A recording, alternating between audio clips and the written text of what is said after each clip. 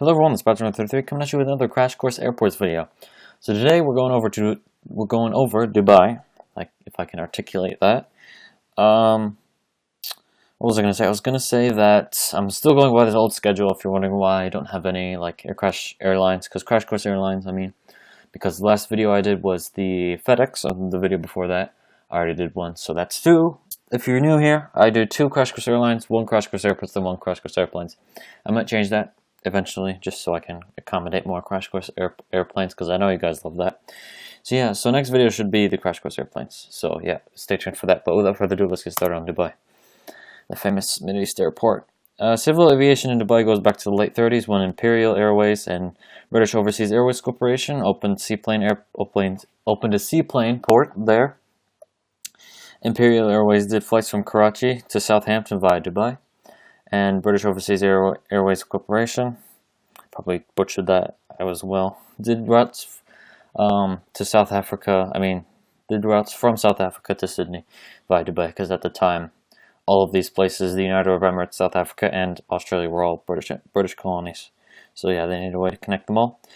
Construction for Dubai International started in 1959 and commanded by the Emir of Dubai. Emir means prince in Arabic. Al Maktoum, his name was. The airport opened in 1960. During the 60s, asphalt runway was constructed, an asphalt runway that should be, excuse my grammar. The terminal was extended, hangars were built, new systems such as ILS were introduced by 1969.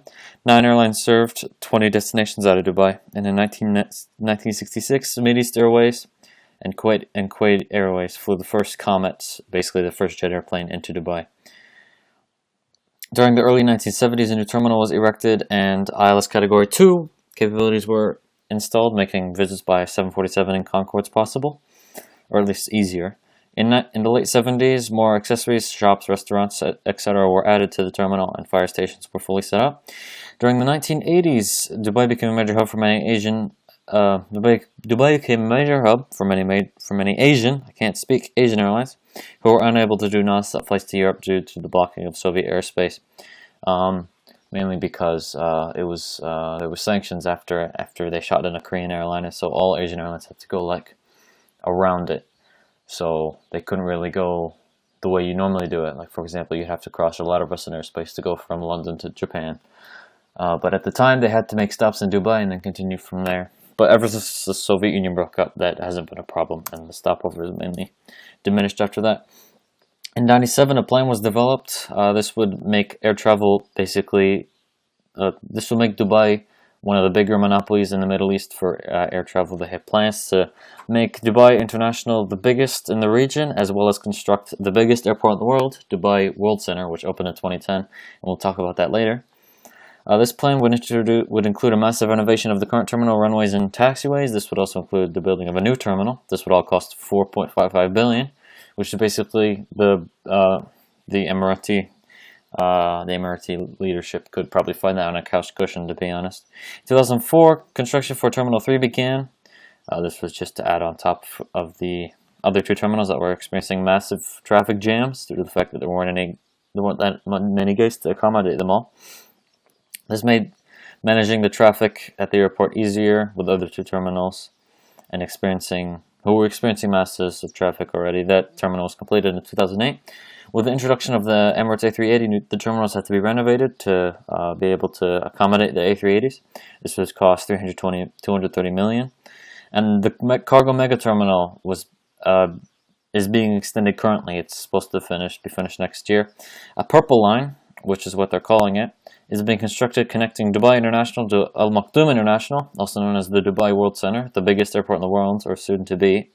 And in 2012, the terminals became concourses to facilitate traffic easier, to accommodate faster traffic as well. So basically, if you see anything, it's just like in Orlando, it's the terminal number first and then the concourse letter second, just to make things easier. Dubai International Airport is going to stagger compared to the finished Al Maktoum International, and many airlines are already making the shift to Al Maktoum. For example, Thomson, that European, mainly British, low-cost airline is starting flights. Well, not starting flights, they've been doing flights to Al Maktoum for a while now, instead of international. And this airport opened in 2010, and construction to be completed in 2017, so hopefully We'll get to see the mess of this airport. It'll be the largest airport in the world, and it can hold at most 160 million passengers. That might not seem like a lot, but the U.S. population is 300 million passengers. So Dubai Al Maktoum can carry half of the U.S. population inside of it. Isn't that amazing?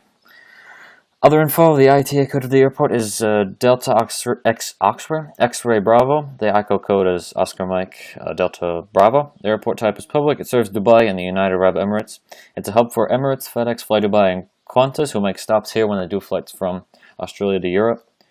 And their Skytrax rating is a surprising 4 out of 10. I read a lot of the reviews. Apparently, immigration really sucks here because there's like long lines for everything. So yeah, if you have a different opinion, please tell me, because I just find Skytrax for this. Once again, don't trust Skytrax when it comes to this stuff.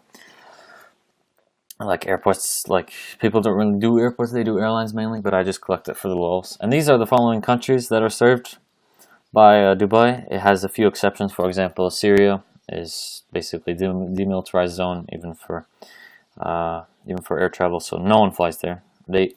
Emirates used to. Emirates is starting flights to Croatia, which that can be blocked off.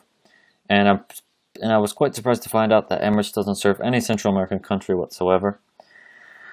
So yeah, and no surprise that they don't serve Israel, because Israel and Middle East don't mix. Destinations to begin: Emirates is going to start flights to Newark in March 12th, 2017.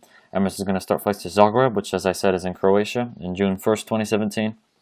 Fly Dubai is going to start seasonal routes to Batumi in Georgia, the Republic of, not the United States, is Georgia, in June 22nd, 2017. And Fly Dubai is going to start seasonal service to Tivat on June 23rd, 2017. Tivat is the capital, well, at least the tourist capital, of Montenegro, which is a country in the Balkans, basically southeastern Europe.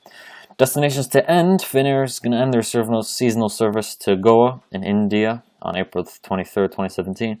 Fly Dubai is going to end their service to Ahvaz, don't hold me on that, which is in Iran, on April 12th, 2017. And Philippine Airlines is going to end their routes from Dubai to Jeddah, but they'll still do Jeddah service. They won't just go via Dubai on March 22nd, 2017.